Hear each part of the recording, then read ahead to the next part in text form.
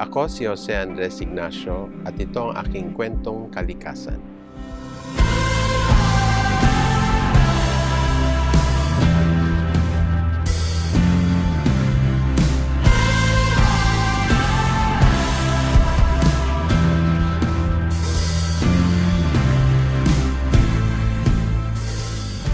I'm Jose Andres Ignacio. I'm 56 years old. I'm the Director for Planning and Geomatics of the Institute of Environmental Science for Social Change.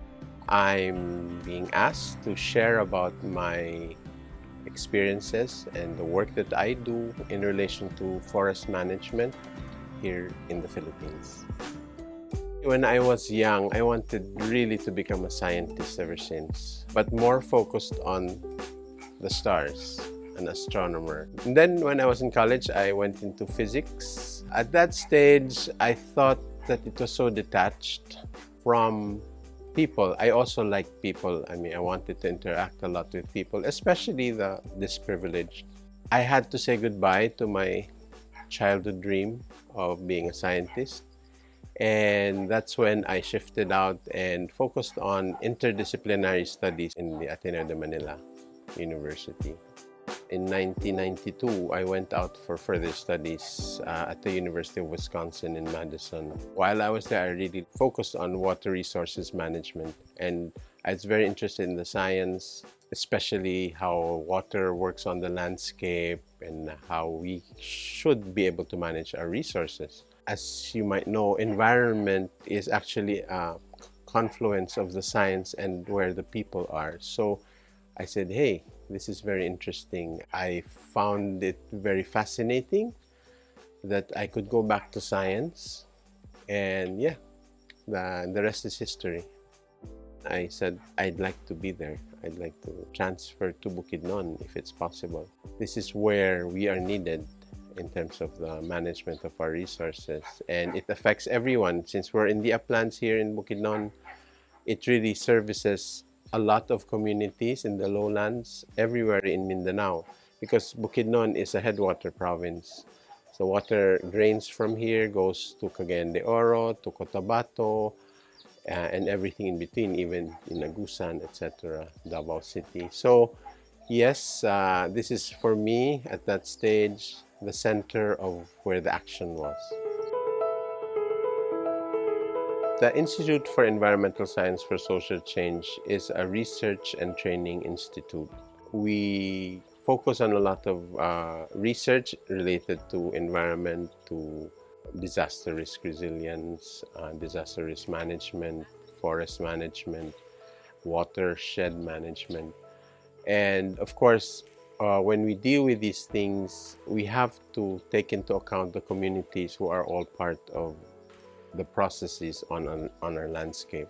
We have a very special focus on marginalized communities, specifically the indigenous communities. We have a long time relationship with the community here in eastern Bukidnon, in the Upper Pulangi area of Malaybalay City.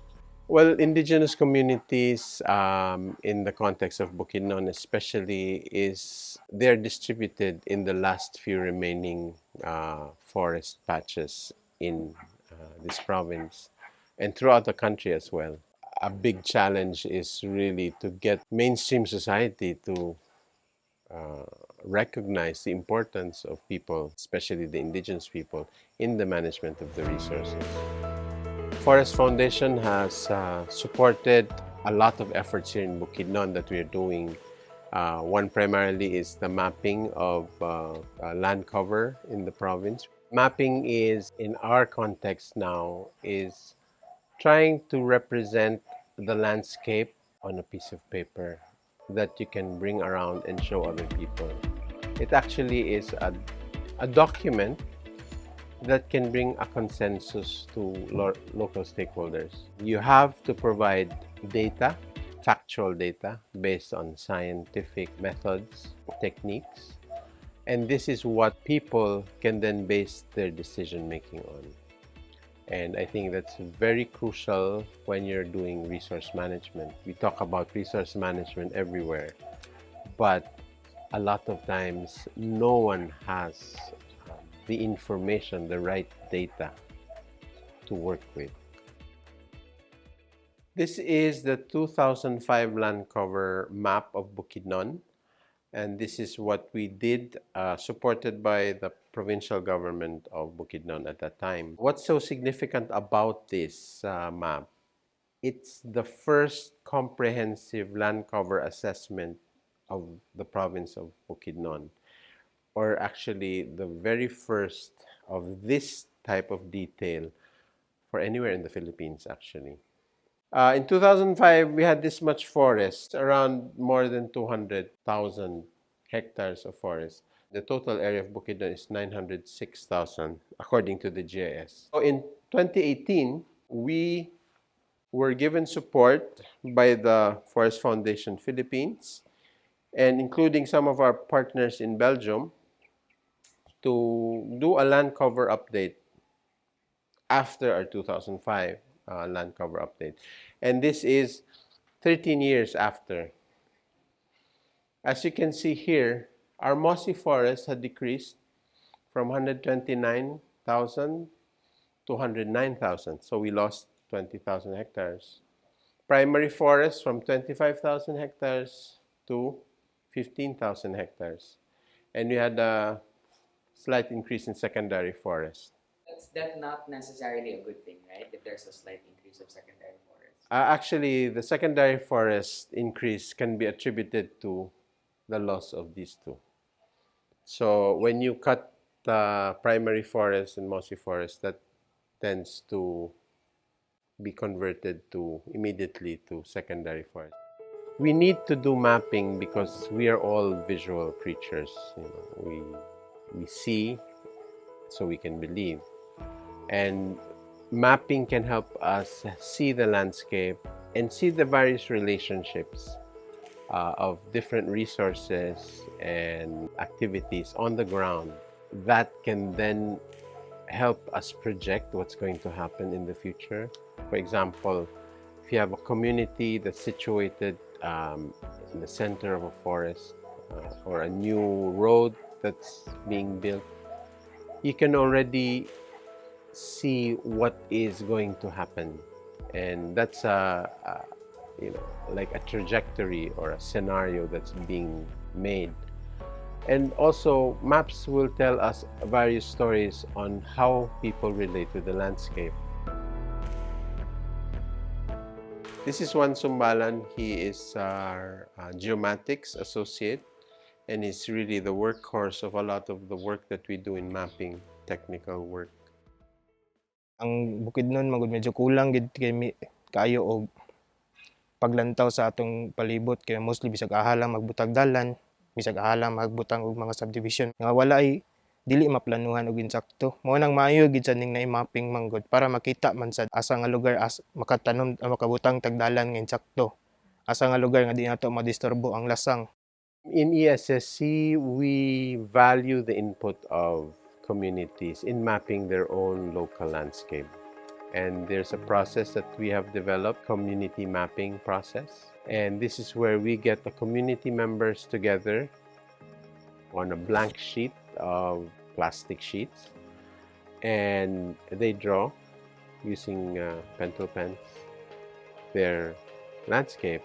And it's what's very telling here during this process is the areas where the community really works on a day-to-day basis becomes larger on the map because that's more familiar to them. So this type of participation will get the community to own the data, because normally when government would go to a community, they'd say, oh, this is what your community looks like. So they have to accept that. And if they don't believe that, there's no way of them to tell the government, hey, it's not true, because they have really technical math. But through this process of community mapping, the community can have a say. And I think what's really great about the support that Forest Foundation gave us is that it allowed us to freely hand over to the users, to the stakeholders, the data that they need that's coming out from our initiative for their comprehensive land use planning, forest land use planning. And the local governments really appreciated that because they're not just dealing with maps, they're dealing with geographic information system databases that we created. So these are just the same map, the data from the same map at the back of 2018, but we have cut it up per congressional district. So what we plan to do is to give these maps to the congressmen so that they have a better idea of the land cover state in their congressional district.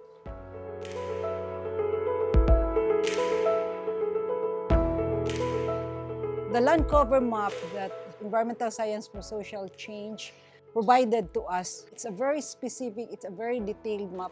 What is the picture and scenario of the province of Bukidnon in terms of land uses? So from there on, we were able to use it during the planning, especially in forest land use planning and also in the watershed management planning. We were able to project the number of hectares that needs to be rehabilitated because of that map. It was quantifiable. How much do we need to develop, to rehabilitate in order to protect the Bukidnon River watershed? And that's very useful. The provincial government of Bukidnon provided 5 million for every year for Mount Kitagnan Race Natural Park to strengthen the enforcement of forestry laws, rules, and regulations. And also in Mount Kalikasan Race Natural Park, that's 4 million. So it's because we already know, based on the map, we were able to capture the things that we need for the local government units to address those existing issues and concerns. I feel that very important impact in what we have been trying to do to get government to connect to where communities are. And another important aspect of that is to get the community to a state where they can relate with government on an equal basis and not just dependent on what the government is going to give them, but to demand from government what they rightfully need. Forest conservation is very important for us because the Philippines is an upland country. We're majority upland areas. If those upland areas do not have the proper vegetative cover, which is a forest cover, a lot of the problems that we see nowadays that are being exacerbated by climate change, for example. We have more intense rainfall events, more intense typhoons. This affects everyone, not just those in the uplands, but more the people in the lowlands. Now, if we don't have forest, how are we going to sustain the water that support us for household uses, industrial, agricultural uses? So mahatag itag importansya sa atong lasang ug atimanon pud nato ang lasang kay ang lasang man pud mismo ang moatiman sa tuwa pohon sa mga sunod na pud maabutay na mga generations na tao. So if we really want stability across the board, we have to make sure that we don't lose any more forests and we actually grow more forests. And the best thing to do is to get everyone involved in this.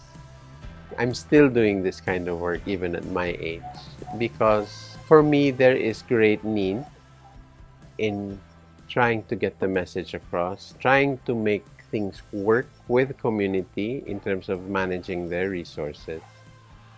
Well, I hope for the Philippine forest that our government will sincerely recognize the importance of the role of indigenous communities in the management of the forest resources. And also, together with that, that the indigenous communities themselves become responsible, not abusive to their fellow indigenous communities. That is really my hope, that they learn to work together so that they can secure a wider area to manage the remaining resources that we have.